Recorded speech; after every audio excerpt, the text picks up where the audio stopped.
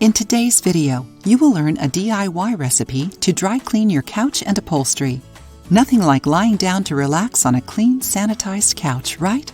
But to do that, you need to learn the best tricks for cleaning your couch and keep it free from bacteria and smells. Today, you can easily find specialized services to clean couches. But truth be told, we can't always pay for the service. So it is always a good idea to learn how to clean it yourself with homemade recipes that are practical and deliver good results. Liking the video? Then give it a like and share it with your friends to help the channel. Let's see how to dry clean couches and upholsteries. Write down the ingredients. 16.9 ounces water, 3.4 ounces neutral, transparent, or coconut liquid soap. Avoid the colorful ones. 2.7 ounces rubbing alcohol. Doesn't need to be 70%. 3.4 ounces 40 volume cream hydrogen peroxide. 2 tablespoons baking soda. To make it, gradually add all ingredients to a bowl. Stir until well mixed.